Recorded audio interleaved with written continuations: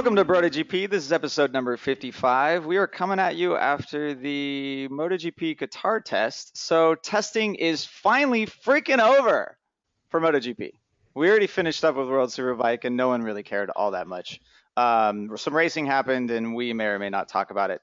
On the phone with me as always is Kevin. As always. He's here. Everett's here too. I'm here. And Dennis is missing. I'm not sure why. Is he punching dudes in the face today? So he's lining up Channing Tatum for the podcast, but you didn't hear that from me. What, lining up? Does it mean like giving a rub down or something? Yeah, he's magic micing it down. And I lost it already.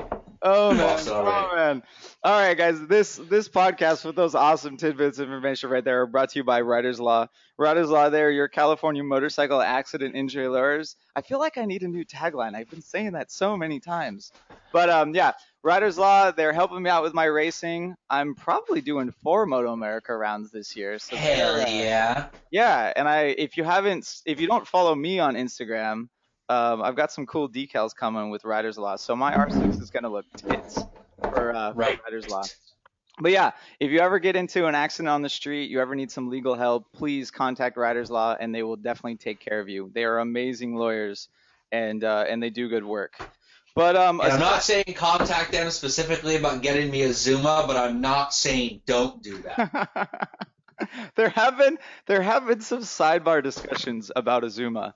The Zuma needs to happen. So I feel like I feel like if someone gets hurt and like contacts them and tells Cy and Rob over at Riders Law that they listen to GP and that's how they heard about them, I feel like Kev will get a Zuma out of that. Yes. So just name drop us or name drop me or something. And name drop Kevin because I'm kind of a big deal. People know me. People know me. A Zuma 125. Yeah. Exactly. Oh, yeah, no doubt. And make sure they include the Riders Law wrap because he needs to. He needs the wrap. I need a vinyl wrap. Yep. All right. I got a blue Dodge Ram. I'll vinyl wrap that up if I get a Zuma. It's blue? Mm-hmm. Oh damn. Fuck yeah. Dude. Hell yeah, dog. Navy blue. It's basically dark blue like movie star Yamaha. And you've already seen the Riders Law wrap on Cy's like massive truck. So I think you look pretty hot rocking that truck out to the. I look pretty hot no matter what I do. All right, let's get on to something else. So aside from that, Kev actually has some very interesting news to announce. We have another sponsor going now. Motherfucking Cycle Gear has picked up and come up big. And the reason I'm saying motherfucking Cycle Gear is because the first thing that happened when we announced this on social media is everyone freaked that we were going to get censored. Fuck no. And they're super down with it, guys. They're not even trying to censor. They're fully embraced. In fact, they gave me like a little plug to read real quick, but said you can go ahead and bro it up. Cycle Gear obviously is, you guys, most people in America have already seen the shops, done around. According to my little thing, they've got like 100 store locations in 34 states. So they are straight around. You can go to cyclegear.com. They've been in business since 1974, and they're pretty hardcore. They have a huge website, tons of stores, super into it. I mean, they're sponsoring us, and big time with their satisfaction guarantee. They have you can return stuff, no hassle, no restocking fee, all that. And to sort of prove their loyalty and interest to the MotoGP nation. As we do, the first thing they did was gave us a fucking dope AGV helmet to give away to you guys. So all you guys accusing us of selling out, keep in mind the first thing I did was line up a free Rossi AGV Gothic style helmet to give away to you guys. Free. No one's paying for nothing to get it. No one has to pay to enter. Just straight up, go to our Instagram, go to our Facebook. If you want to see this thing, go to cyclegear.com. It's an AGV Rossi Gothic helmet. Totally free. The only thing you have to do to enter, because I got to make you do something, bro. I can't just literally say, like, here's a helmet. Here's how you enter to win. You go to iTunes and you throw us a review on iTunes. That's right. We're stooping to the lowest common denominator. Give us fucking reviews. You give us any kind of review. It doesn't have to be some kind of crazy brodo review, although that's funny. And if someone were to put the contra code in as their review, they might get a sidebar present. I'm not saying they will, but they might. Throw a review in, post it up. If you want to send us to confirm you did it or not, whatever, it doesn't matter. after the first round of MotoGP, which is basically 2 weeks from the day you hear this, if you hear this on the day it drops, we will pick a winner. That winner, fucking worldwide, wherever you are, we're going to send you an AGV Rossi replica helmet. That's it. What size is the helmet, Kev? It's a large. So if you got a small ass dome or your girlfriend rides and you don't, you still enter and you can put it on your mantle. Speaking of that, people with girlfriends or whatever, if you already did a review, you're in. But fucking take your girlfriend's phone and do a review. Take your kid's phone and do a review. If you enter 3 different reviews on 3 different iTunes accounts, sweet. If you are an old ass dude who's not interested in doing iTunes reviews, sorry, Brad. Take your nephew's thing, post it. Have him show you how to screen capture it and send it to us. I don't know. Figure it out. It's not that hard. It's a free, nice-ass, top-of-the-line race replica helmet. We're not asking that much. Yeah, we'll take Google Play reviews as well. So I think we have 40 listeners signed up on Google Play. So if you do it over there, I will make sure to double-check those, and we will add you to the list. And I think keep in mind, guys. Hold on. Keep in mind, iTunes takes a couple days to post things up. So if you do it now, do it quick. Like just like a true Democrat, vote early and vote often. That's fake news.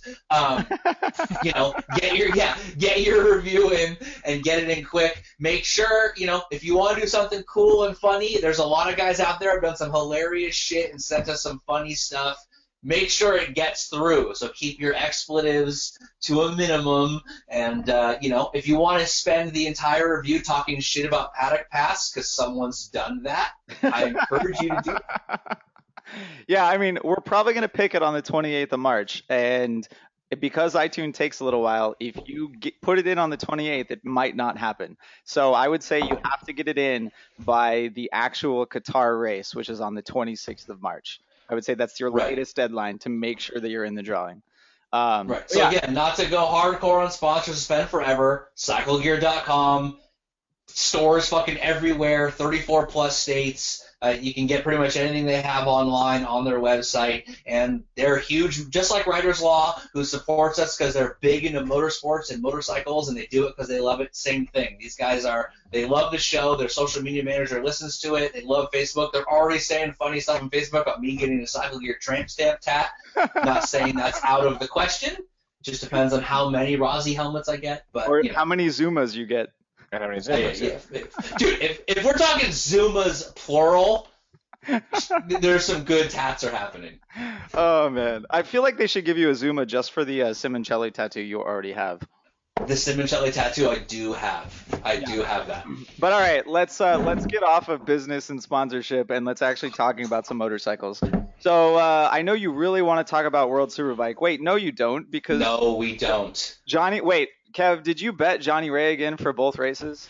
I bet Johnny Ray for every single race. I fucking swear to God, guys, me and Everett were like, do not talk about World Superbike, and even Dennis, who's not here, said it, and somehow it's the first thing Rob's talking about. But all right, I'm done. Johnny Ray won both races. Davis is 10 points closer than he was last year. No, I'm done. No, that's it. Because I feel like 1 or 2 episodes ago we said you have to go watch World Superbike and we were trying to help out the sport and now we're just fucking skipping it. After that snooze fest, you just got to move on. Yeah, exactly. Because what really happened this weekend that was interesting, the greatest bomb that's been dropped, at least in this weekend, but in a long time, and certainly one of the greatest testing bomb that was ever dropped, was Dovy's fairing on day 3 of the Qatar test. Look at that. Wow. Fucking Kevin is taking the segues. He's just ripping it right out of my hands.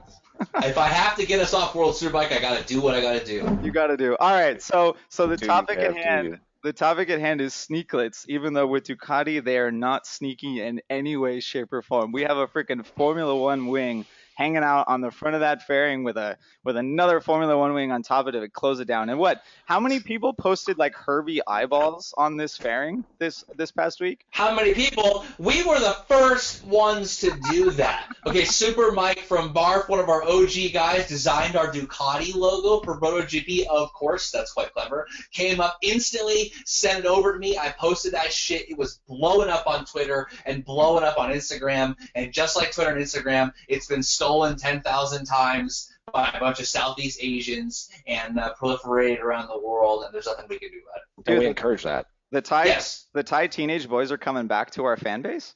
That's they awesome. are. Exactly. Don't All say right. that out loud. They always come back, Rob. They always come back. Yeah, exactly. That's terrible. All right, so let's take a poll real fast. Do you like the aesthetics or do you hate the aesthetics? I vote that it's grown on me over the past 3 days and I like how it looks. Go ahead, Ev. Which one? The Ducati. I The Ducati. don't know if it's grown on me. Dude, No. no, the Ducati one's pretty fucking ugly, man. All right, so we've got another ugly over there. Kev, final deciding I'm not vote. sure if I can vote. I might need to abstain until I see the livery that's painted on it. The livery. I think a paint scheme is going to make or break that thing. I highly respect Ducati for dropping a radical, clearly outside the box thinking. We all joked that, and we were relatively right for most of the factories. They were just going to put a fairing around the wings. Ducati went one step different. They completely relocated their electronics to the back of the bike to have this weirdly slim hammerhead-looking thing sticking off the bike. I think it's fucking rad. We joked about winglets. One of the best things about them was it clearly differentiated. These were prototype bikes. These were bikes that were not street-oriented. They were dedicated race machines, and here's these things. So that kind of brings it back. Look at this bike. This is clearly F1 inspired, aerodynamics galore. I don't know if it's the most visually pleasing thing ever. I was a big fan of the dragon's teeth hanging off those bikes, but I definitely like that it's totally different, sets those apart. That is a clear prototype fairing. I'm interested to see how well it works. Yeah, the thing that I love about Ducati is we know from them having the salad box in the tail and moving electronics back there that they've been working on this for a considerable amount of time because we saw the salad box at I'm pretty sure we saw it at the first Sepang test. First test, yeah. Yeah, so that means when the sporting director and Gigi lied to us about not having the fairing at the Qatar test, it was blatant that no, they had already planned Well, on maybe they it. didn't. Yeah, Maybe they hadn't finished, but maybe they hadn't finished it, right? But this has been in the works the whole time. They did. And what I like about it too is it doesn't look like Honda's shitty ass riveted on ones. It's clearly it's not just something that's tacked on to initial fairing. It's clearly the result of significant research and development, and it's a dedicated, integrated fairing. It's not just something added to it. I like that this is a focus of their research and development, and they're not letting the winglets ban stop. And I sort of, I posted on our social media, kind of like, British journalists, where is your God now? They careful what you ask for, you know what I mean? Because you just might get it. And it's, they wanted to get rid of winglets because the fake safety, which it wasn't, it was obviously, it was always, they didn't like the aesthetics, and it was, oh, they're dangerous, except no one ever got hurt by them, and oh, the aerodynamics is too expensive, it's going to drive up costs, even though all the manufacturers are doing it, and they're already getting around the rules of not having it, and Mike Webb admitted that internal ducting is unlimited. So they're clearly doing massive amounts of investment, and this is what you get. Some of the ugliest fairings you've ever seen. Yeah. Right, but it's going to be really, really cool to see how functional they are, what they do, and I think they look like dirt bike handguards or something. Yeah, they do. Right, for real. Yeah. Except for one guy posted that it basically looks like a road glide upper. You know what I mean? Like on those things, it's pretty funky. I miss the winglets. I dug how the winglets looked. They looked mean. The hammerhead grows on me, but if the first thing we all thought was add some googly eyes and tongue sticking out, and everyone kind of got on board with that, it's not the meanest looking thing you've ever seen. What do you mean? Herbie wasn't the meanest thing you've ever seen? Yeah, exactly. Right. Come on. The love bug. The love bug. No, yeah, I totally agree with you, Kev, which no one cares if I say this, right? But they actually scrapped their previous fairing, right, to design this one. Right. Everyone else, Right. Suzuki and Honda especially, and even Yamaha, they took the existing fairing and they found out a way how to mold on winglets and make it legal by the rules. Aprilia's is pretty sweet. Yeah, it's kind of a middle ground, right? Like they took the same upper and they figured out how to use what looked like standard Ram air ducts because that it their new fairing kind of looks like a blend between the Panigale and the CBR 1000, right? Like they and the Right. RSV4. They've done these ducts along the side of the upper before. It just now they're actually using them for aerodynamics. Yeah, Whereas the Aprilia's looks like the one I most expect to see on a street bike in some facet.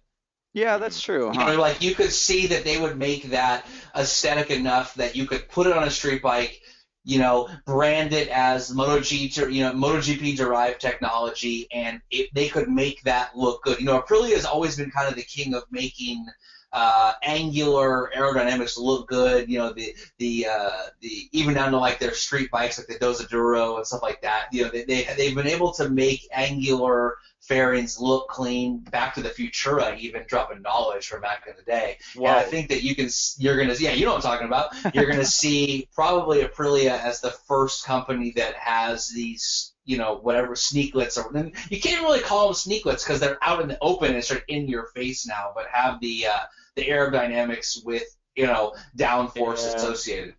Yeah, the Yamahas are sneaklets. I mean, the cool thing about the Aprilias too is it has more contours, and the fact that it kind of molds to the contours of the bodywork to make it look a little more integrated, whereas the other ones all look like they just kind of molded something on top of the old fairings and slap some paint on it. Yeah, they don't blend in and have those contours. Everett's just thinking about how much he hates them, and he's at a loss for words right now. Yeah, exactly. I'm looking at that image that has them all side by side. I'm just kind of looking and comparing, and it's just, I think the best one's the Suzuki one. It looks like Darth Helmet from Spaceballs. Yeah, Oh, I see your Schwartz is as big as mine. Yeah, that's exactly that one. You look at it.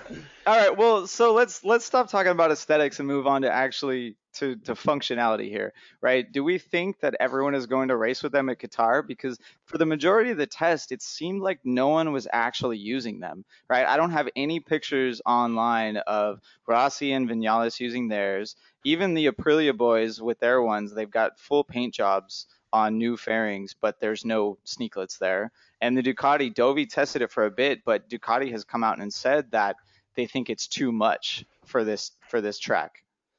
So is it functionally there? Are we gonna see it in 2 weeks and actually be raced on? It's difficult to say because Ducati, we thought you obviously have to debut it to test it, and they held it till the very last day of the very last test. So I think it's a who flinches first. It's a game of chicken. Who's going to be the guy? Who's the team who represents, drops it, shows up? It wouldn't surprise me because Ducati's always trying to play tricky and do the spirit of the rules, anti-spirit of the rules. If they drop it on warm-up of Sunday. You know what I mean? Like, don't run it until then. Somebody tested this. Somebody secretly tested this stuff, right? I mean, it wasn't just created and then they went out and realized, oh, this one has too much downforce and the scoops are too aggressive, or. Well, yeah, I mean, if Rossi can admit that in 2003 he secretly rode the Yamaha against the rules, like in his autobiography, then I'm sure that Ducati and Yamaha have secretly tested these things at a track they weren't supposed to see just how well these things handle over race distance. I mean, Ducati has Puro, and he's ridden these countless times before Dovizioso got them. So, I mean, as far as the Honda ones, they're probably just bolted on, and I'm sure they never actually tested them ahead of time because they really don't seem to care whatsoever about the design or the form or the functionality. So, but right. Yeah, I mean, it'd be hilarious if Ducati pulled it out in warm up and just decided to run with it. I mean, Jorge has said that he kind of needs more feel out of the front end, and he needs a little bit. And all of Ducati has said that their problems are stemming from a lack of force on the front tire, a lack of load there. So perhaps they may run it all weekend, and they've just kind of been fooling us with not running them in testing. Well, that's the games. That's the best part about testing. It's all. No one really knows if anyone's pushing. I mean, do you really care if you win testing? We're talking practice. So right. Does anyone outside of the top three actually care if they get the fastest time? Are they testing? What are they playing close to their head?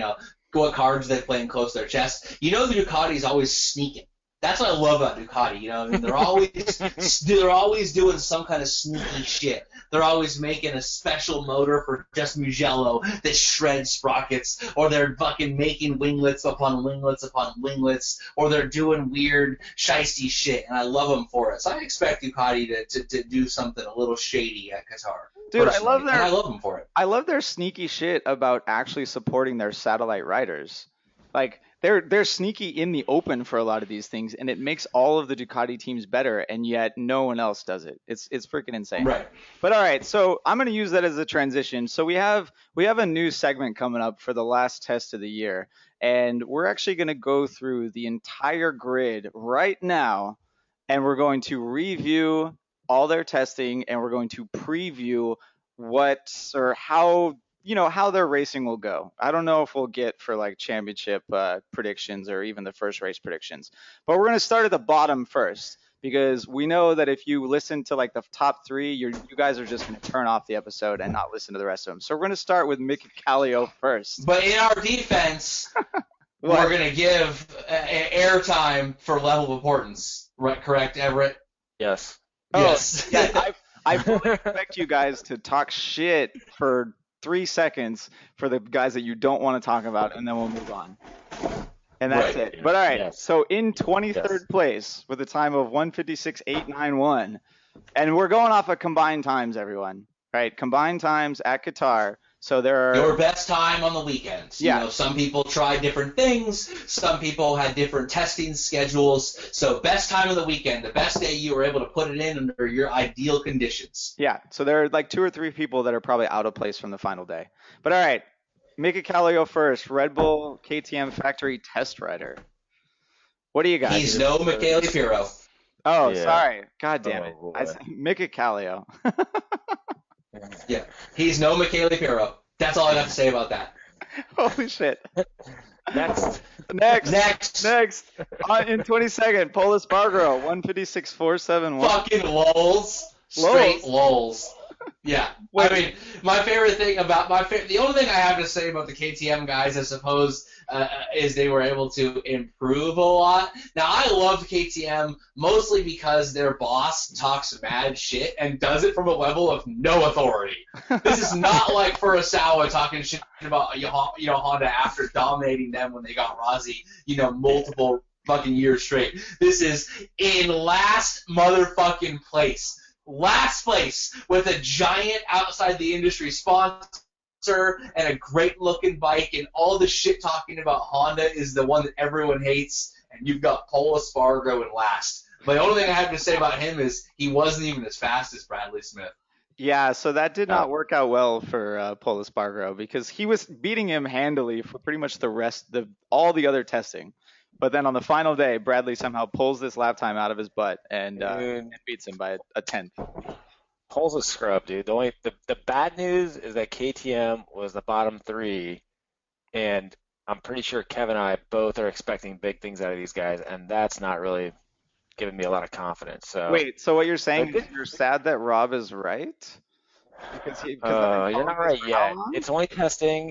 It's just testing. I'll eat crow at some point potentially. We'll wait until that time. I was more on the bandwagon of KTM doing well in Moto 2, not so much Moto GP. Well I think they're going to win races in Moto 2, and I've said that before, and they actually led the Jerez test at one point. But I think if we segue straight into Bradley Smith, what we have is, Pol Espargaro is basically the Moto 2 champion bust, the second bust, because there was basically every Moto 2 champion except for Marquez. But, fucking Pol Espargaro was the only guy in a straight decade not to get a podium on the Tech 3 Yamaha team. Even Bradley Smith did, and he just got bested by Bradley Smith again. So he doesn't have the best forehead, and he doesn't have the best times in that team for the second year running. Oh, poor Bradley and his receding hairline. Moving on. All right, so that was Bradley. So in 20th place, Tito Rabat, Mark VDS, 156.2. Are you surprised that he's just ahead of the KTMs? I'm surprised he's not last. Yeah, that's the only reason he's not last. So he's effectively last. Well, you Right. gotta give it to him though. He's been injured all offseason. What did he break at the Valencia test? No one My pays attention to him. Come my on. screen every time his face pops up on it. Oh my god. No, he's not relevant. We don't even read the news about Tito Rabat. All right. I mean, Apparently, yeah, Tito is less relevant than KTM. I have nothing to say because it just simply doesn't matter. KTM is at least interesting that they're entering and they have they've got at least established riders that know how to ride the bikes and they can get some baseline information. I think Smith was a bad choice because he never really got along with the Michelins and then he broke his leg. He's just not the same rider. I think, we'll see Smith in World Superbike on the Stefan Bradl career path very quickly, except with, on an even shittier fake factory team. well, Bradley takes 3 years to figure out how to ride a motorcycle, and he may actually figure it out by the end of next year. So, if we're talking about Michelin's, but all right, we can't go too far back. Moving on because you don't want to talk about Tito. In 19th place is Sam Lowe's on the Aprilia, 156.16. Not going to win the Rookie of the Year award. Yeah. Yeah, that's a tough prediction there.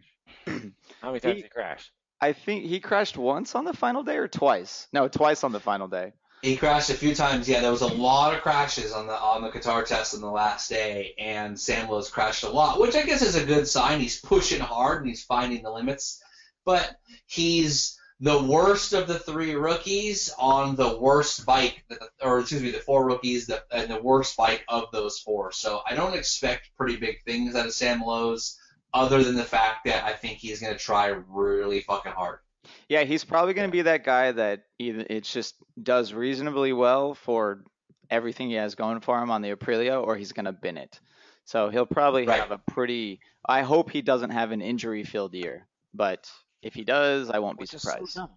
Why do you push so hard and just keep crashing when you know you're going to finish 19th or 20th? I mean, what fucking difference does it make? Just go out there. Yeah, it's like what Kenny Roberts Jr. said that once. Yeah. Yeah, cruise laps, man, and just bring it home. Like, it doesn't clearly matter. What are you going to do, get 14th? I mean, who gives a shit still? You can score 2 points, brah. I don't know. 2. That would be a win for Sam Lowe's if he got 14th. With the way the field is shaping in this grid, that's solid, right? Yeah, I mean, a lot of people last year were fighting for the bottom of the points. So Sam Lowe's up there in 14th will be quite good. But all right. Aprilia debuted a less than aesthetically pleasing livery on that bike, and Sam Lowe's is going to be making those painters paint a lot of red and a lot of green and a lot of off-white silver. Going to be a lot of carbon fiber work for that team all year long. And whatever Now TV is, they're going to have to get a lot of stickers made.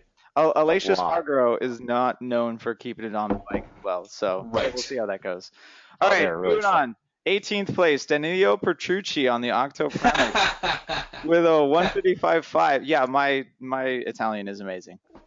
Right. Why are you laughing? Yeah, exactly. I'm laughing because, gets the GP17, is the hope of Pramac, is all that stuff, and then where is he? Way down in 18th. Well, fucking slower than Baz, slower than Carl on the fucking old-ass Ducati on Aspar. He's on the junior team. He's on the GP17 that he earned through a weird series of we're only going to count the races after Scott Redding podiums. Conspiracy. It's a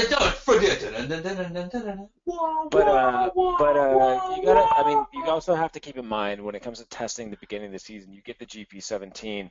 All the other bikes, Carl's riding like a 2-year-old, 3-year-old bike.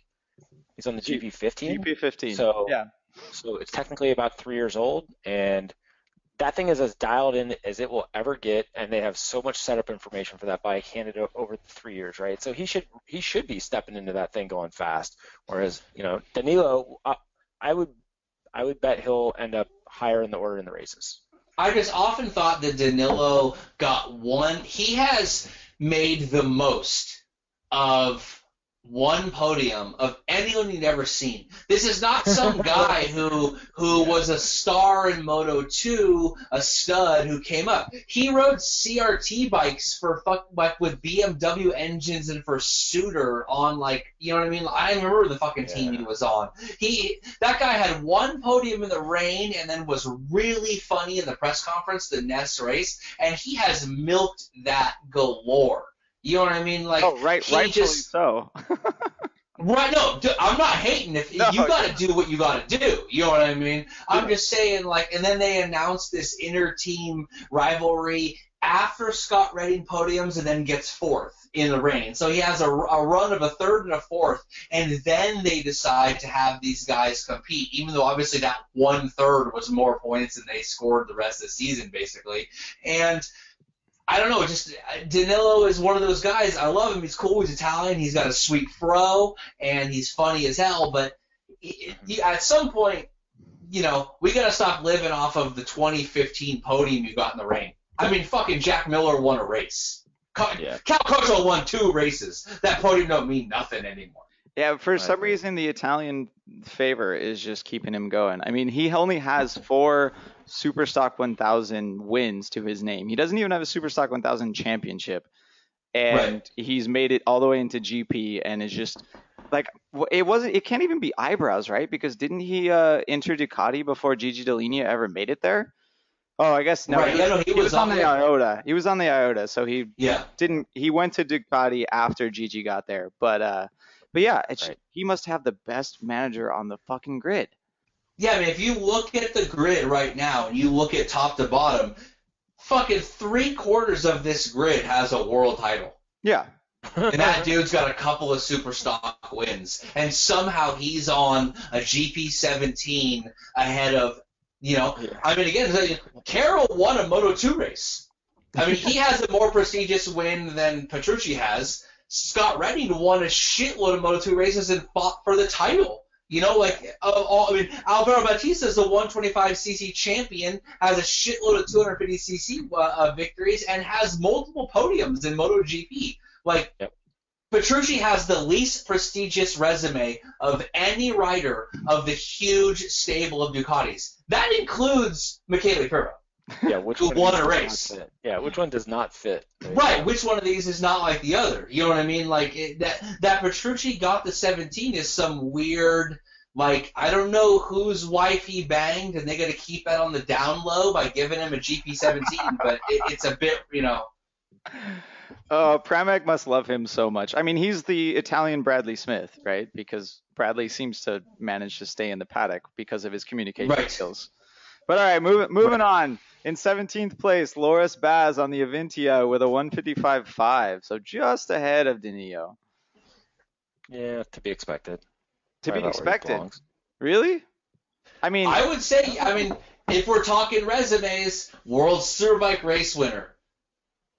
Yeah, he's getting some time on the bike. He's finally got it dialed in. Again, it's the older bike. It should be a little bit easier at the test. I think Petrucci, you're going to see him as they get more development on that bike, and he gets more time on that bike. The nuances of it he'll figure out, and he'll get ahead of these other guys. Yeah, Danilo will probably move up farther. But Baz, does he even belong in GP? Super tall. No. He'll never win, and so I'd rather have him in Superbike where we could enjoy it, watching him race. So. I don't know. Baz is he reminds me of what? Should Baz be in GP? I'd say yeah. You know why? Because last year, again, Cal Crutchlow won 2 races. Fucking Scott Redding had a podium.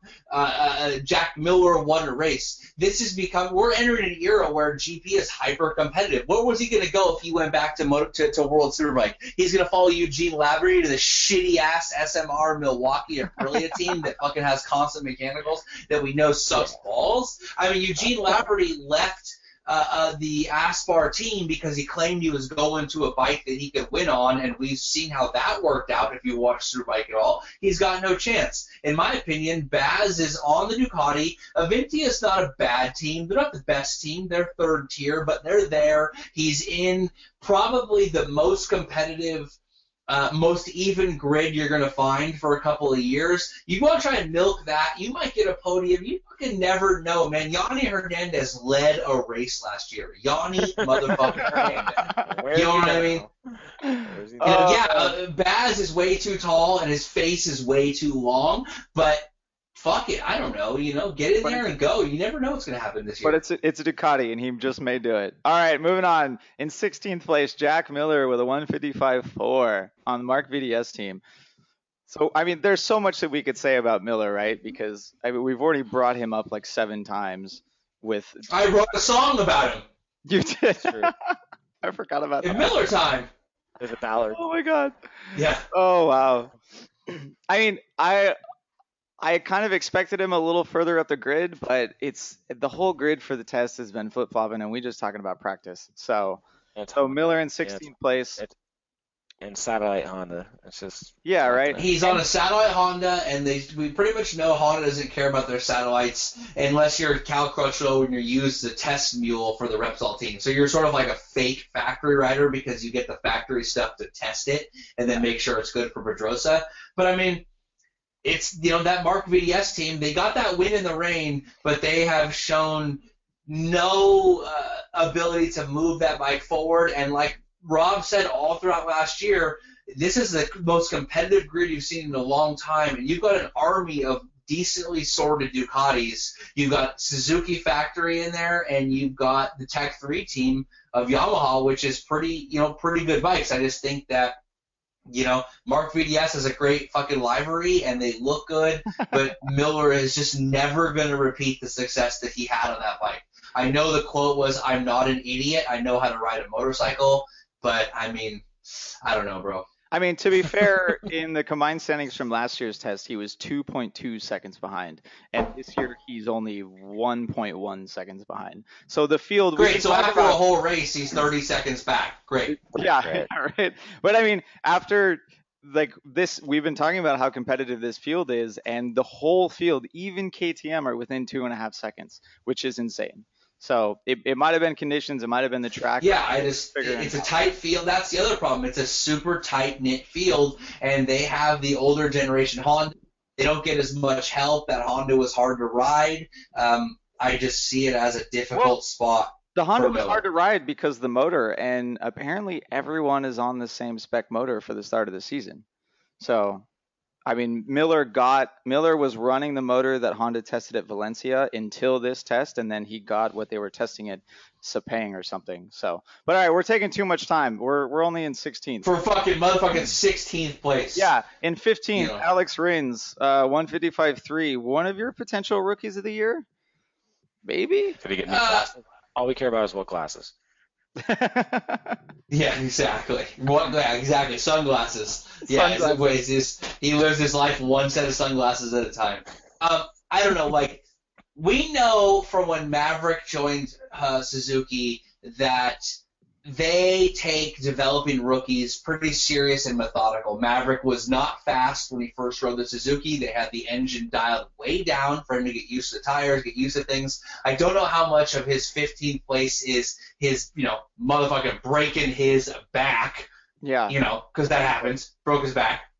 And how much of that is Suzuki, he's their future, him and Iannone are the future, investing in making sure he doesn't get hurt and he gets used to the bike and used to the tires and used to the power and just building him up. They did it with Maverick. I got to assume they're doing it somewhat with, the B- version of Maverick. Yeah, give him some time. I mean, he's got to adapt to the bike, and it's still just testing. And he's only 1 second behind Maverick after all 3 days. Tight. 1 second behind Maverick. So yes, we were talking about him. Yeah, but haven't you ever seen Rocky 4 when Apollo's talking to fucking Rocky? 1 second, man. 1 second. 1 second is very hard for a man of my caliber to handle. Give me about 1 second. 1 second, Rock. Like 1 second. It's a motherfucking eternity. Again, if he's a second slower than Maverick over the course of race distance, he's 40 seconds back or whatever it is. You know what I mean? Like, come on, man. 22 seconds back. Yeah. All right. Don't act like you haven't seen Rocky 4. Don't act like you didn't see Rocky single-handedly single-handedly win the Cold War. But the benchmark is how close he is to Iannone, and Iannone is not too far ahead of him. So that's a very good sign for Rins. Yeah, about a tenth and a half ahead. And Iannone said they finally figured out the chatter problem. So if Iannone's doing the development, no, we're skipping ahead. In 14th place. Chatter? Oh, boy. Yeah, in 14th place, Carl Abraham with a 155.3. Yeah. Our homeboy. Carl's been blowing up his Instagram finally with good pictures of testing the whole time. Right. He learned everything. Tagging us in every one too. Okay. Shout out to my man. Much love. Tagging us in every one. What place didn't on day 2 or day 1 wasn't Carl fourth? up there? He was in 4th. I want to point out about Carl. Carl was sick. He actually packed up halfway through day 3. He had strep throat. I don't know if it was actually strep throat, but he had a massive cold, sinus infection, sore throat. He packed it up. He ended day 2 in 4th, which was pretty legit. Everett's been, telling people for a long time, Carl is a stud. He's a winner. He does, he think about what he rode. He rode the shitty version of the Ducati. Then he rode the Aprilia and the production Honda. He's finally on a real team with real solid sponsors, a sorted, experienced team. And like he said, he's getting on the GP15. It's the lower spec bike, and he's just going to go as fast as he can because he knows that Ducati rewards results. He was 4th on day 2, and he's ahead of a lot of other Ducati riders on a lower spec bike and ahead of some factory riders. Yep. It's working out for him. All right, Carl's solid. Moving on, 13th place, Andrea Iannone, Suzuki, 155.28. Take it, Eric. Take it, Ev.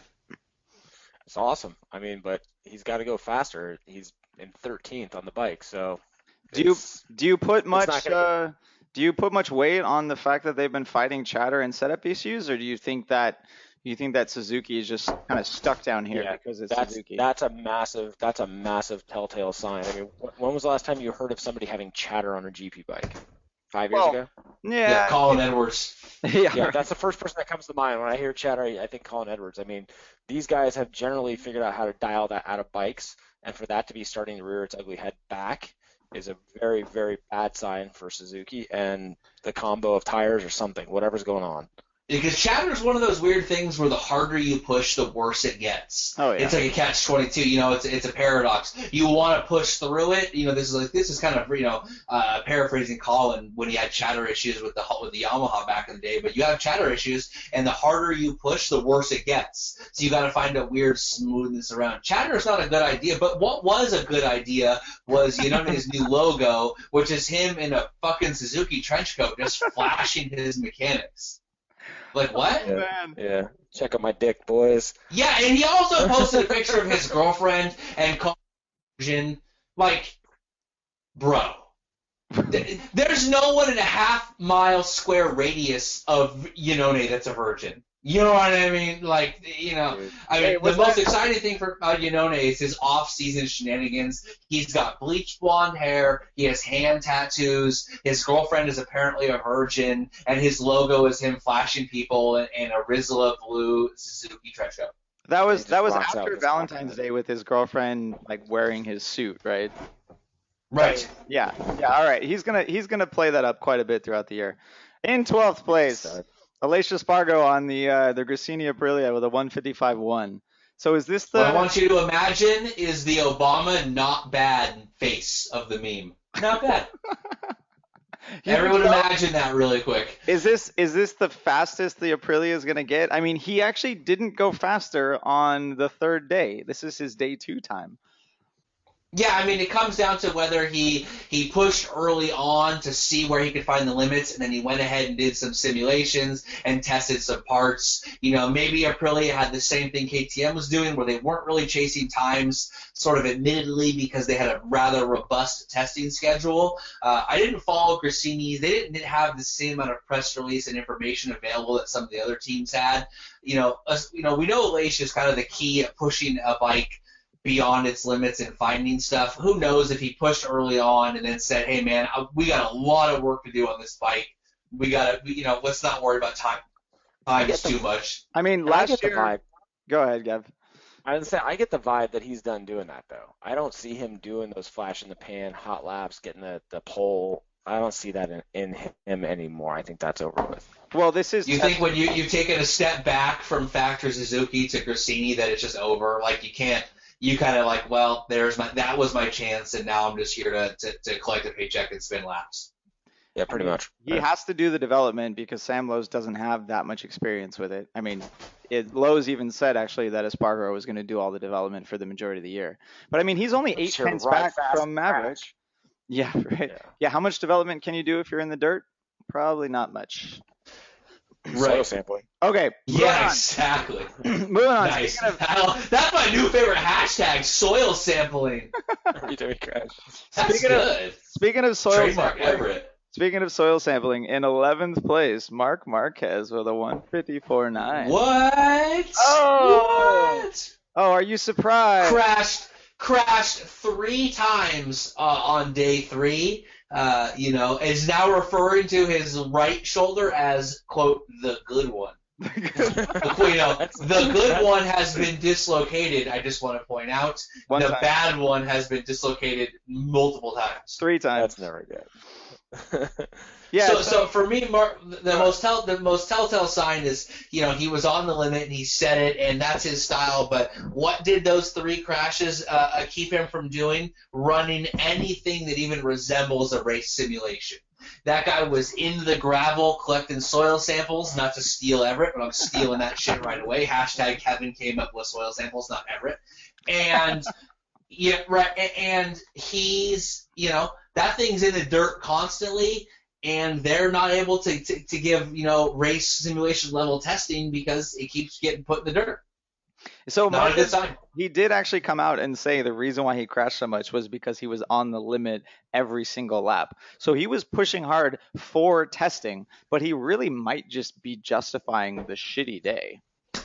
Right? That's generally not what everyone has been doing on day 3, and I don't know why he went about it that way. But it's Marquez, right? We know he's going to bounce back from this. He didn't actually dislocate his shoulder in those 3 crashes, which is nice. Honda can afford all the bodywork. And it's Marquez, right? It's just practice. They're in a different place. Yeah, they're in a different place than every other team on the grid. Same rider, same bike, won the championship, other championships. I don't think they really are at that point where they're worried about putting the fastest laps down. They're there to try new things, test new things, really prep. To your point, the fact that he didn't do race distance, that's a little bit interesting. But he would have if he could have.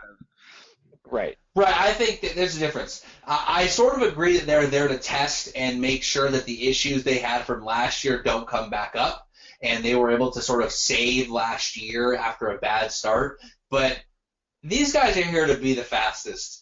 And Marquez is not in the business of I'm only testing some parts and I'm not care about timing. Everyone is talking about Maverick Vinales. Everyone is talking about is Maverick going to win the title, blah, blah, blah. There is moral ground to be gained. There is bragging and ego rights to having the fastest time. And to end the final test in 11th place with a fucking hat trick of crashes in one day is not a good look. And I don't think that puts them in a solid space, heading to the first round. He was actually only half a tenth slower or half a tenth further behind from last year, right? Last year, Jorge was on top. And Marquez was a little over a half a second behind, and he's in the same spot this year. So, except now there's a shitload of people in between. Exactly. So moving on, one of the guys in between is Zarco on the Tech 3 with a 154.9. So here's your real challenger for Rookie of the Year, right? We got Zarco versus Folger. We'll get to Folger in a little bit. Zarco. He's taking his time. He's pulling the Zarco. He's putting in the laps, and he's slowly building. Zarco. Right? But what interests me is he's not doing what we saw, Paul do, what we saw Tito Rabat do. He is relatively fast. I think he was like 5th fastest on day 2. He's putting in decent times, and he's around. Herb said, we have a good bike, and he didn't know why people didn't want to ride for Yamaha, and Zarco sort of proven it that's a good bike. And the good news right off the bat is Zarco didn't need this prolonged learning experience. We've seen that if you're going to do well in GP as a rookie, you're fast, you're getting podiums your first season. You're going to be super fast. Maverick is kind of an anomaly because he was on the Suzuki. It was their first year back and all that stuff. But Zarco is pretty quick right off the bat on a good team, and it's a good sign. And he doesn't appear to have the steep learning curve that every other Moto2 champion seems to have had except for Marquez. What sort of who would you compare this to, right? Like Crutchlow's first year or Dovi's first year even? Like, I kind of compare it to Brattle's first year. I mean, Brattle didn't podium his first year. He podiumed at Laguna his second year, but he was on the LCR team, a good bike with some decent factory support, and he had some solid results off the bat. Now, the grid wasn't as competitive back then, but still, I think that's kind of comparison to how Brattle entered, and Brattle did lead some races, didn't ever seal the deal, but got a podium at Laguna, looked, pretty decent and then fell off there. But it's a good sign that he's 10th and had some speed off the bat. I mean, again, Tito has how many, he's been in MotoGP and he was the champion and he's languishing way back down, so far it's ridiculous. So, Honda sucks. Yeah, Honda sucks. Yeah, when they win that first race, then what? Yeah, exactly. If you're anyone but Repsol Honda, Yeah, right. Yeah, so the other thing about Tech 3 is I'd love to go look through the history and see how many years the Tech 3 rider has won Rookie of the Year prior to rookies joining factory teams as part of it. But then, I mean, that's always the best setup to go get that, right? I mean, you look at these two guys, it's the most stable kind of secondary satellite platform you can get.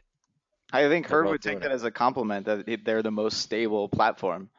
So, yeah, I mean, you're totally right. They get last year's factory bike, like essentially what Rossi and whoever used at Valencia the year before, they get that for the test and they get that for the next season and they know that it works. I mean, their bike this year, right, wasn't designed as well for Michelin's, but it obviously seems to be working. So, yeah. And they've been around. I mean, that team is rock solid. So they're going to come prepared and ready to go.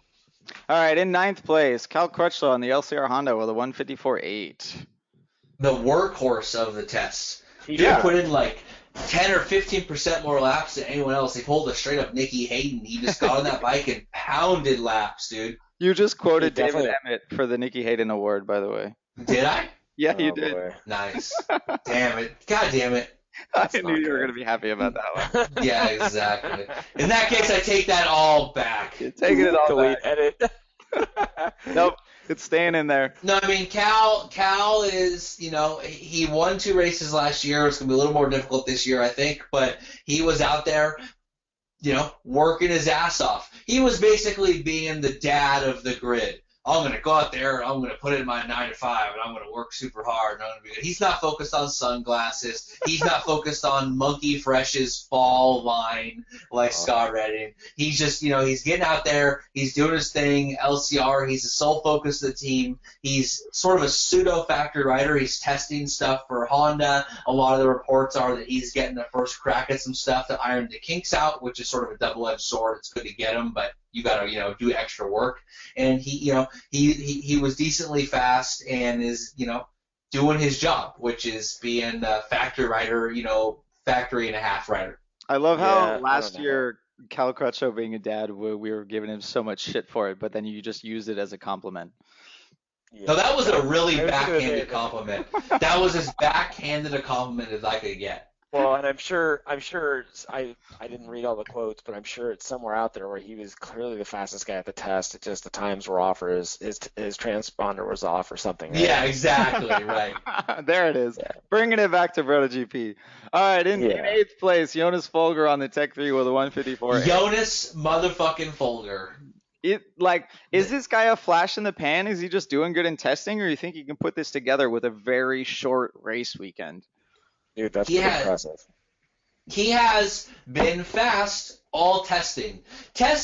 When you're a rookie and you show – this isn't like Scott Redding last year where he got in the Pramac and then he looked kind of weirdly fast. And you're like, whoa, is he going to win races? What's going on? Because of too low. Folger is right, and then they change the tires completely. The pressure's too low. It's all weird, right? Folger's been fast multiple times. He is seriously impressive, and he's there. He's got that sort of weird German work ethic efficiency thing going on, and I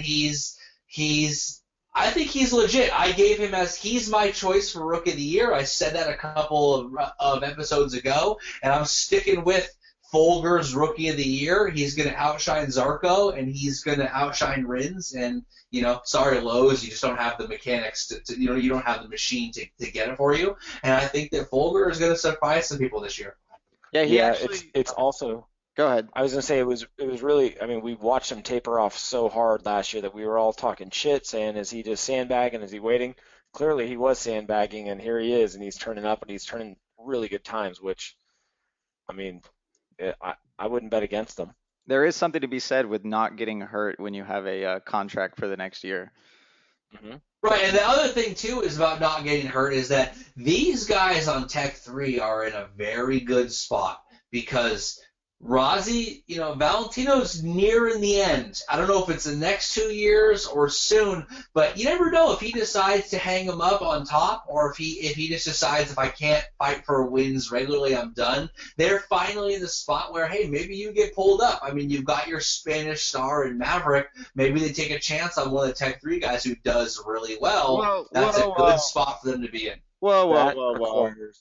Requires a significant injury in the season. Otherwise, they will leave it vacant until they come back or use a replacement rider. It's that simple. Not even. No. I'm not talking in the season. I'm talking about when if Valentino retires in the future, 2 years from now, and they perform well. That's a good inter-team rivalry because they're the first riders at Tech 3 since Ben Spies to see the potential for a move up to the factory ride.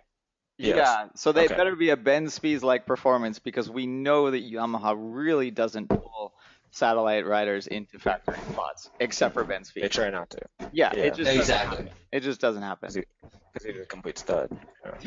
Yeah, Folger better be a complete stud if he wants that ride. Right. Otherwise, they're going to take someone else from Moto 2. They'll take Franco or something.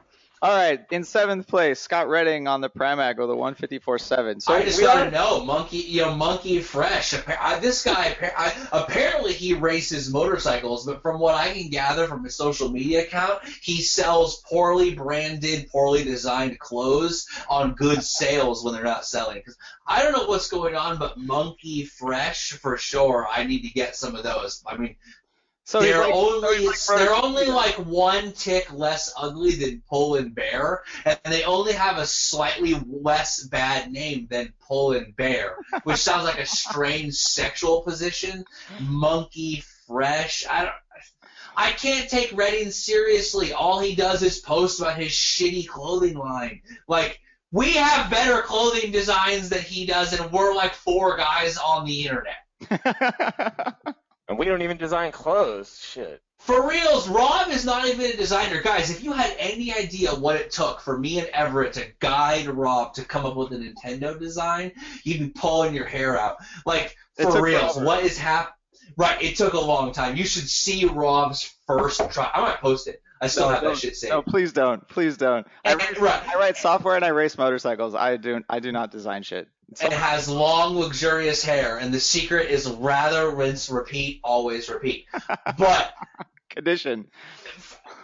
Redding, man, I've liked this guy for a while, and I've wanted to be a fan, and then when I finally kind of say, fuck it, I'm over it, he drops the hammer and gets, goes from basically the tail end of the grid to the top 7 on day 3 at the end of the day with a serious last time. So maybe he still has some fire in that belly. What do you think, Everett? He explicitly said that they figured out some front end feel. Like they pretty much flipped the bike the other way around, and he got some front end feel and he pushed for the time. So that's what the team said. That's what happened. Is he? Correct me if I'm using this wrong. Is he honeypotting you? He really might be. I feel like he did this last year too, with the freaking too low. You honey dicking, bro? He did this last year with too low tire pressure and put in some. Right, you're saying he had like 4.5 psi in those Michelins and he just went for it? Yeah, and it worked for one lap, and then someone else blew one up, and then he couldn't do it anymore. So he's doing the same thing this year, and he might get. Motherfucker is honey dicking us. Yeah. God damn it. All right, moving on to the opposite of someone not honey dicking us. Valentino Rossi wins 6th place. Valentino Rossi, whose replica AGV helmet we're giving away. If you only want to go and enter that contest by entering a review on iTunes or Google Play for the podcast that you're currently listening to, have that review in and posted by the end of the first race, and we will pick a winner. You just may get it. Ken is relentless on that shit. He's excited to give away a helmet. He wants to give away a $700 helmet? Oh my god. Yeah. Yeah. Here's the thing. I like giving shit away. I really do. Everett knows this, and he even says it on our because Everett's a motherfucking businessman. I can fucking. He's like the Mark Cuban of MotoGP. Everett. You know what I mean? This dude is flying all over the place. That is a compliment. It's not even meant to be an insult. That's a compliment. This dude's flying all. You should see this dude's in fucking Portland. He's all over the place closing deals. He's a mover and a shaker. That's an industry term. Everett knows what I'm talking about. Movers and shakers. Get back to Rossi. All you salespeople. Back to Rossi. Right. Right. And what I'm saying is I like to fucking, I'm not, Everett's trying to seal deals and make money, and I'm trying to give everything away that I got. Well, if you want to tell the story right, I tried to talk you into selling the helmet, fundraising to go to Mugello with me, and then bringing Broder GP live from Mugello, so that was what might have been worth it. Might have been worth it. Instead, we're taking care of you listeners. But no, really, let's talk about Valentino Rossi, because every time we post something about him, he blows up our social media. Come on, show him some love. 4/10 back, actually set his best time of the test on day 2. He essentially he complained about the changing conditions with the track, about how it was windy and sandy on the 3rd day, and everything that he figured out for setup on the 2nd didn't actually work. So he didn't even push for a fast time, and he didn't do a race simulation. So what's the Achilles heel here? What's screwing him up? No, what's screwed up? He's 6. He's fine. Dude, old man still got it. He's gonna be just fine. And I'm like the anti-Rossi guy out of the 3 of us, and he's doing just fine. He's gonna be just fine. That was the quote once he told Stefan Bradl in qualifying or in practice, "Why do you try so hard? You need that energy for the race." You know what I mean? Like, bro is straight rationing his energy. At his ripe old age. I mean, we talking about practice is a mantra that dude lives by. You know what I mean?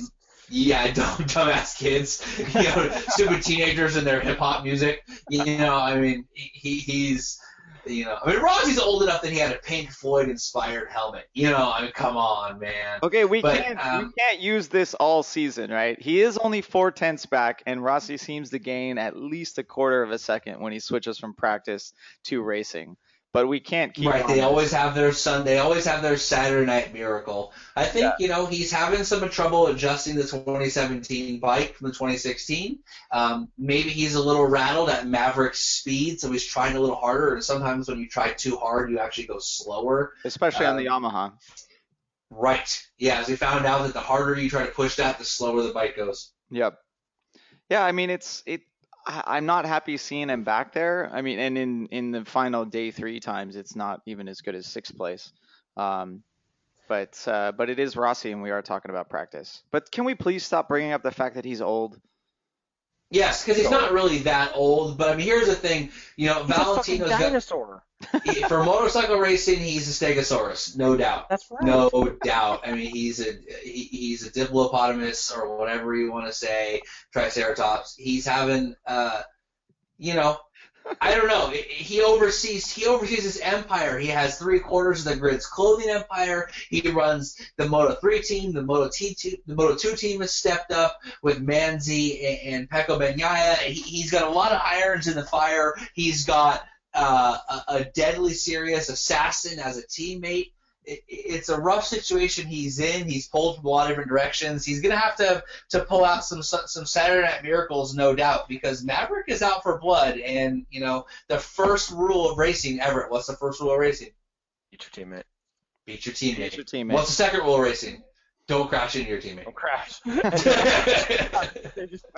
I thought it was gonna fuck bitches, but I guess that's the first rule of life. And get money, Get money. Win races, fuck bitches, make money. Right. Yeah, we talked about Yonone a while ago.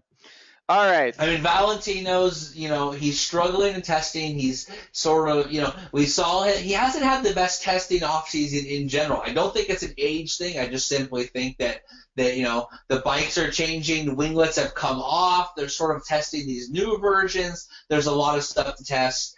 And he's evenly in the top 5, top 6 regularly. He's not completely fallen off. So I expect we'll see Valentino at Qatar competitive, fighting for the podium, potentially the win.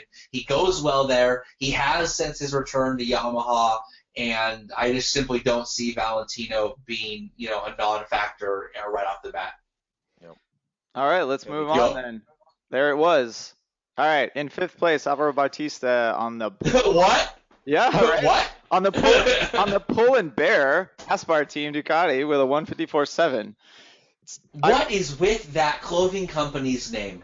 Pull and let me ask you this. Until I linked that to you, you didn't even know it was a clothing company, did you? No, I did because they sponsor Marc Marquez and he wears their shirts in like every Instagram picture.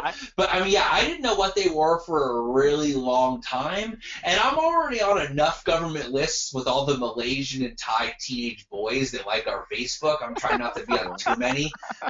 So true story, right? And so. To be like Googling pull and bear right after I was, targeting boosted posts of 14-year-old Malaysians, it's a little rough. And so I'm trying to be careful. No, the pull and bear name is weird.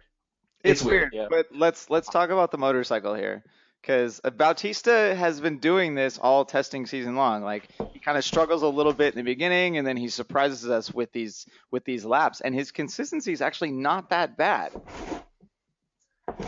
People forget Bautista's a world champion. Yeah, he's a very good rider.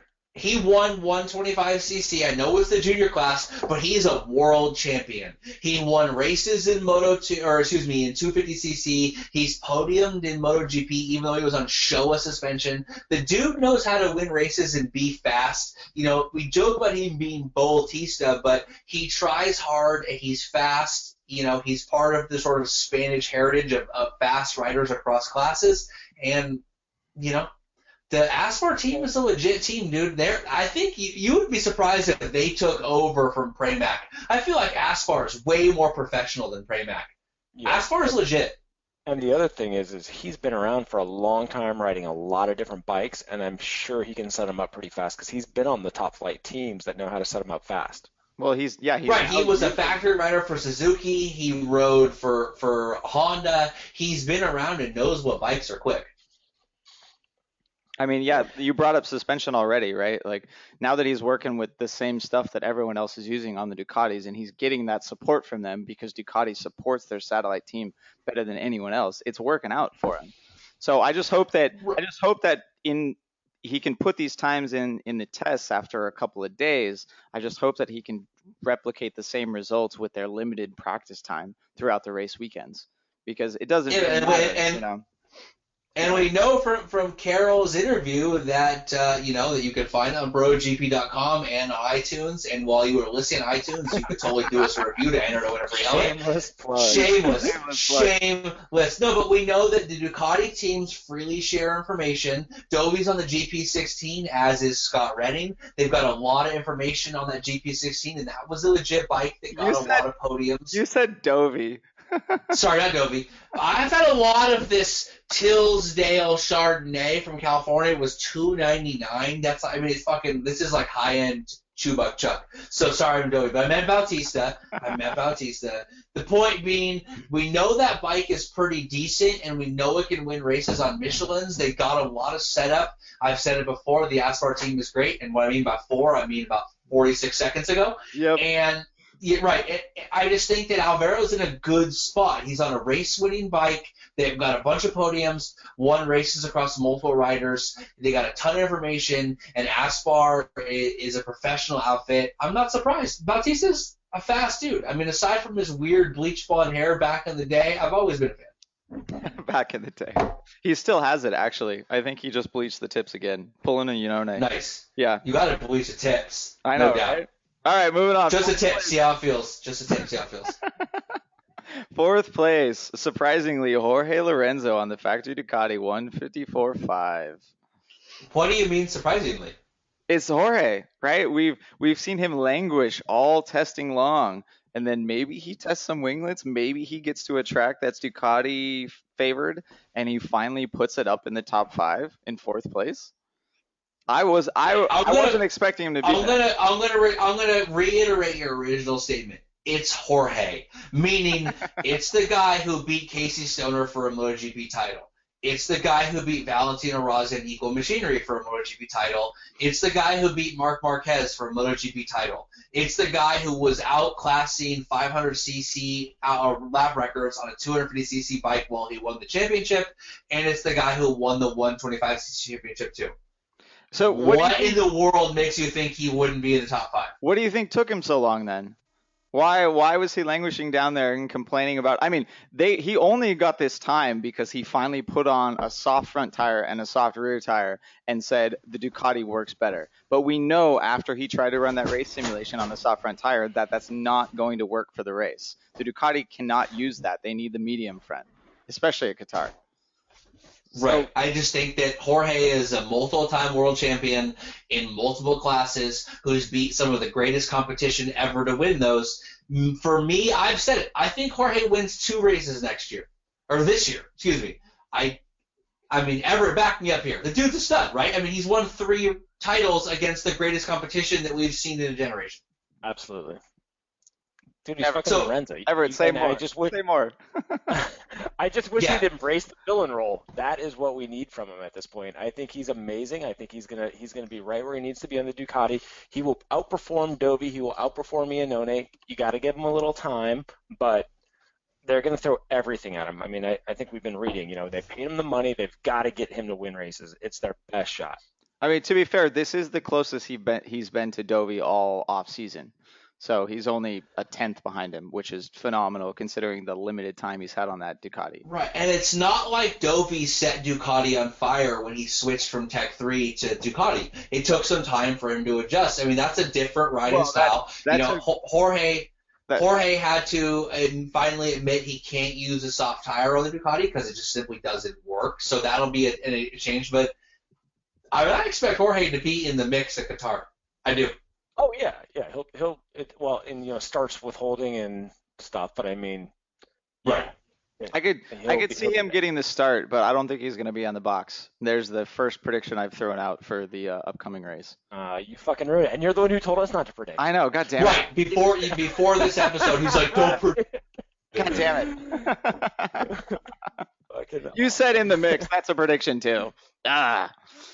Right. Yeah, I mean, I agree with you that Jorge is a multiple world champion and he's one of the most talented people that we've seen on a motorcycle, but I just can't agree with you all the time, otherwise we'd have nothing to talk about. Right, here's the thing. I hate Jorge, but I love to hate him. So I hope he gives me more reason to love. Like, I really wish he got off the bike with his 4th place and just hit like a crotch chop. Like, suck it, bitches. You know what I mean? Like, and he's hinted at embracing the villain role a little bit here and there. He's got the Devils now, right? Both numbers now of the 2 Devils. Devils. He also for a skinny in shape guy, he still has 2 chins, which is weird. And that little goatee is not hiding it, guys. We see it, like Lorenzo. We see it. You still have 2 chins. It's still there. We see it. You're not tricking anyone. He's got a thick neck. I feel like. Yeah, exactly. Right. Oh I wish he'd just start smoking cigarettes and let his hair go to shit and just look at a fucking scruffy dude that just doesn't let him. Just like a scuzzy Spaniard. Yeah. I mean, that'd be sweet. Yeah, exactly. I just wish he would do it. Embrace it. Go with the villain plus that. It would be epic. With Jorge, I'm conflicted because I love Ducati. I've said this a million times. The bike that I've had among the 20 bikes I've had in my day, nearest and dearest to my heart was my 900 SS half bearing. I've always been a Ducatista. I've loved Ducts, and I really want to see him do well and bring that marquee back to title contention prominence. And, but I hate the dude, but I hate him in the way that I hate Ric Flair. You can't be poking dudes in the eyes to win matches. But I kind of respect the fact that you got to do what you got to do to win. Gotta win, bro. All right, we'll see if he can win. Moving on. Can I say surprisingly about this one? Danny Pedrosa, 3rd place, 154.4. Who? I don't. You forgot. I really don't want to give him any time or attention, but he's still where he's always been. I feel like Honda, given Crutchlow the testing duties, has seriously helped out Danny, and he hasn't been injured in quite a long time now. So he's getting back into form. It took him a year to figure out how to ride the Michelins. So he's running a black helmet. Just black. He'll switch back. with Red Bull on the side. No design, no nothing. Yeah, he'll switch back to something else and whatever. Yeah. So we have nothing to say about Danny. I mean, that's I mean, Danny. Unfortunately, that's just Danny. He's just kind of boring. Yeah, there's not much to say. What is going to happen? 1 to 2 races, like he always does. Yep. He's going to look good. Then he's going to crash and injure his ankle, his collarbone, his wrist, or a finger, and have a bad 4 to 5 race stretch. And then he'll come back at the end of the season and probably win a race. It's the same thing for a decade. I think about this though, but I mean the reality is what Rob's saying is how he hasn't gotten hurt. He's performing. He's there. He's ahead of Marquez. He's ahead of Crutchlow. He's the fastest Honda. I mean, he really might be the dark horse for the championship, though. Oh God. No. Because what's going to happen is at round 6, he's going to crash and he's going to crack a collarbone or break his ankle or hurt his wrist, and then he's going to have a 4 to 5 race stretch that's slow. He's been the darkest of dark horses for the championship since 2007. No, I mean really. If fucking Danny wins the title, I will fuck that Zuma straight up the exhaust pipe. In fact, fuck the tailpipe. The fucking tailpipe. We got that recording. That is recorded. Hashtag fuck the Zuma. Straight up. And Christ, I didn't even have to. And we just offered it up. And we just lost our Cycle Gear sponsorship. But whatever, we got the helmet. Someone's getting it. It was good while it lasted. All right, in second place with arguably the best race pace, or the second best race pace, Andrea Dovizioso with a 154.4 on the factory Ducati. Only 0.07 behind Maverick's fastest time, even though Dovi claims that Maverick could have gone faster if he wanted to. Right, I like that, like backhanded insult too. Like, oh, you could have gone faster if you wanted to. You're sandbagging. Yeah, right. I mean, sandbagging. Dovi goes well at Qatar. The Ducati goes well at Qatar. He's been there he's been second twice in a row now. He does well at this track, and the Ducati does well, and he's feeling good. He's he won a race last year, and he's testing the fairing. He's up there. He's looked good during off season. I mean, Dovi's fast. He's the best of the rest. Yep. He's always been, and now he's on a bike that has a maniac mad scientist engineer. He's the best of the rest. I love Dovi in kind of he's the fastest dad type situation out there with Cal for fighting for that. You know what I mean? Yeah. Okay, and is he going to continue to beat Lorenzo throughout the year? That's the question. And given this test time stuff and where Lorenzo has been in tests, I'd have to bet that Lorenzo will edge him out over the long haul. Lorenzo is a better talent than Dovizioso. As much as I love Dovi, and Dovi has a Simoncelli tat, so me and him are like blood brothers. You know what I mean? I got to sneeze. That blood brother was so strong I had to sneeze. I had to sneeze out the bad, in with the good. I mean, I like Dovizioso. I've been big on Dovizioso since day one. He's not the talent of Lorenzo, but Dovizioso's the man, The first half of the year, fast. There's no way that Jorge beats Dovi the first half of the year. Jorge hasn't figured out race pace on the Ducati yet. He doesn't know the setup. Especially the first 3 races. I'll take that bet all day. All right. First half of the season, point leader between the Ducatis. Dovi takes it. Yeah, Lorenzo. So what's the mid-year? Mugello? I don't know. I gotta look at the calendar. No, Mugello is like traditionally the 6th race. Yeah, it's a little after that. Even. Yeah. Oh man, fucking come back and win. Czech Republic. Czech Republic. Yeah, fucking Czech dog Carroll, son. Summer break. Before summer break. All right. Yeah. All right. What's the bet? I don't know. We could do $20 again. I'm not losing this time. Whoever loses has to fuck the Zuma. I want something shameful. Yeah. I am not fucking. You gotta paint your helmet pink or something like that. I mean, No. Something you don't want to do. Costs too much. Got to spend money on tires. You'll do that shit. No. That's the bet. Yeah, Riders Law would love that. All right, we have a bet going between me and Everett. I say Dovi will. $5 hobo. Yeah, we'll figure out the real terms later, but we have a bet going. Two shots of well gin on video. Oh, brutal. That sounds fun. What are you talking about? I hate well. Yeah. I hate gin in general. Okay, well, whatever you don't like, be honest Okay, about it. okay. I I made some gin. You have to take 2 shots of that, and then you figure out something for me to do. Damn, you making moonshine in the back of your house? Does Luca know that you got bathtub distillers? Shit. Okay, She wait. doesn't listen to the podcast. It's all good. Okay, it's been like an hour and a half already. We got one rider left. Maverick Vinales in the top spot. Fuck yeah. Wait, Fuck yeah. did he clean sweep every single test in the offseason? Just like I said. I've been saying this shit since day one. I've been on the Maverick hype train since 125 when Paris motherfucking Hilton sponsored him, the star of the critically acclaimed movie House of Wax. Dude, Look, he technically didn't because he wasn't fastest on day one, so you know. but he had the fastest time at every single fucking test. This dude is a stud. He is the man. I'm fully on the hype train. Not only did he have the best off-season livery, he had the fastest thing. He has the coolest fucking helmet. We're going to try and give one of those away, too, if Cycle Gear continues to sponsor us after this whole fuck Zuma nonsense that's taking place. But assuming that they'll pony up and keep it going, we'll get you a Maverick one.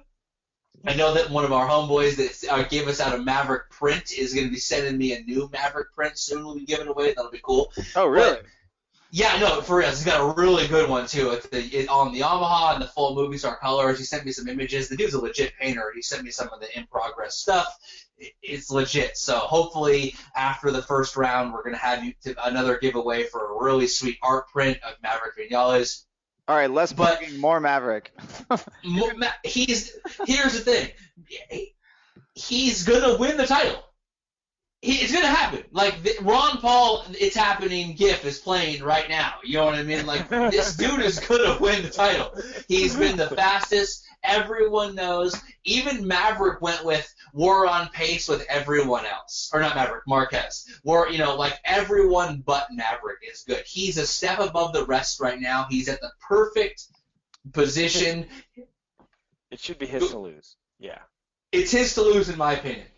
Yeah, as weird as it sounds to make Mark Marquez one of the greatest riders in history not the favorite, but I think this is Maverick's title to lose. I mean, so far this has been the only test in the offseason where Marquez hasn't shown comparable race pace, right? We've looked at the graphs where they just lay out all their best lap times, and you just see Marquez and Maverick ahead of everyone else. And then this test, we've replaced Marquez with Dovey. Right. So, I mean, if we stop testing in Phillip Island, I probably wouldn't agree with you and still say that it's Marquez's to lose, but we got another track here. This track is quite a bit different than the other two. And every track, no matter the conditions, Maverick is the fastest. So he's going to come in with just a mountain of confidence, and it's not looking good for the field. No, and this is the guy who, and everyone was like, oh, well, Dovey's race pace was slightly faster. And then you look at Maverick's, he had a series of 157s where he was just sort of like gingerly getting around traffic because he wasn't even interested in ruining his chances to pass the people on a sandy track. You know what I mean? Like, this is a guy smart enough during a race simulation to understand that during the track is dirty and I'm going to slow up for my passes and then put the hammer back down. He's right back down to 155 as soon as he's around traffic. This dude is methodical. He's an assassin. I've said it from day one. This guy is the Jason Bourne of fucking MotoGP. This dude he's going to win the title, and he's going to do it with that weird smirk on his face where you can't figure out if you love him or you want to root against him. Yeah. I mean, he's just really good, and he keeps on showing us how good he is. So it really is going to be a problem for these guys, especially when Marquez is starting to get hurt. Is his time kind of waning, and now it's the era of Vinales. It's looking pretty good, that's for sure. Yeah, I mean, we talk about that Marquez had Super Prestigio and all those guys ride dirt track together, or Rossi has his track. People sleep on the fact that Maverick's fucking girlfriend is a world champion motocross rider. Like, you know what I mean? Like, he leaves the track and his girlfriend, the person that he's been with for years that trusts the most, is just hella fast on motorcycles and can help with some feedback or some interest and bounce ideas off of. This guy's personal life is winning world championships. Well, we've finally get to see how it's going to go because practice is over. We are no longer testing. Right. So We no longer talk in practice. I'm not as entirely sold as you are about Maverick because when push comes to shove, we know the more experienced riders, Rossi especially, and then Marquez as well, they're going to pull something out during the race, and everything. I wonder if you said that in 2013. What? When rookie Marquez came and won the title. I wonder if you said that about Jorge and Valentino. I mean, I don't disagree. Yeah. I mean, Rob, these guys are going to catch up. It's testing. They're going to go faster. I mean, some of these teams have been doing this forever. They're really good, but he's just being very consistent, hopping on a bike that, is well. very... So if he does poon everyone, let's just hope that he pulls a Rossi and decides to play with the field, right, and make it an interesting race. If he just pulls a Jorge and just jets out in front and wins the race 20 seconds ahead, that's going to be pretty damn boring for all of us. And we don't want. Nah, I don't care until he's done that. I don't care if he pulls a Jonathan Ray until after it's the third season in. If he fucking gets on that bike and Casey Stoners the field, I'm cool with it for the first year. Well, If he does it again and again, it's a rough. But if he wins a bunch of races, and what did I say in one of our podcasts? He's going to win 9 races this year. I don't know if that's true or not, but dude's going to win a bunch of races. I guaranteed. Yeah. And I still think he's going to win the title. I've been saying it since the day he signed to Yamaha, and I'm sticking with it. And all signs point to this kid is the most methodical racer on the most balanced bike with a championship winning team. Because, again, he kept almost all of Jorge's crew. He's the future of the series, and the title is between him and Marquez's left shoulder. Oh, God. Oh, I forgot about that already. We switched. Yeah. We switched to That's the good one. It's only been dislocated. No, the left one's the bad one. You know what I want to see? I want to see a tight battle for the win at Coda because we haven't seen that in forever. And because we're going to have a dope-ass MotoGP party at Coda. No, that's going down. I'm getting crunk as fuck, and I'm just throwing shirts out. Little John style. Yeah. All right. Let's end the shameless plugs. No. We can't end it yet because shameless plug. Don't fucking forget, guys, if you want that fucking helmet, like, no, for real, if we're giving you guys a fucking dope-ass AGV helmet courtesy of Cycle Gear, get on the fucking internet, get on the webs, put us a fucking review on iTunes or Google Play. After the first round, we're going to choose one that we like. It'll probably be at random, but if you do something that tickles my fancy, I might throw you an extra shirt. I might throw you some art prints. There's some stuff. I got a stack of shit I can give out, and everyone knows I love giving out free shit. We give out free shirts. We give out free stickers. We give out fucking art prints. Everett so you're going to get something. So Everett hates it. Everett hates it. Someone do the contra code. Someone do the contra code. And by someone, I mean if everyone does it, it'd be cool. Everyone's gonna do it now. Everyone's gonna do it. Hey guys, if you did a review, because there's a couple guys out there, Bossum did a review, Moto Road Race News did a review. There's guys out there who've already done it. You're in. Don't worry, we got you covered. If we do an at random drawing, you're involved too. But get on your fucking wife's thing or your fucking daughter's phone and do another ridiculous review. Come on, help us out here. Yeah, help us out. And this is probably the only time we're ever gonna make it this easy for you to win something awesome from Cycle Gear. So you better get in on it. All right, if you win this helmet and you get hit by a car, you better call Rider's Law. Yes. Damn. Right. All right. Connected this one. I think this has been the longest episode we have ever done. So we went through 23 riders and we actually talked about everyone longer than I thought we would. It's testing. We've got to overcompensate. Yeah, exactly. Right. We talked about practice. Practice is over. We finally have some racing coming up on the 26th of March. Some real motorcycle prototype racing, the kind that we actually care about. Right. But all right, everyone, we're going to sign off on that. Thanks for listening, and we will catch you after Qatar. Qatar.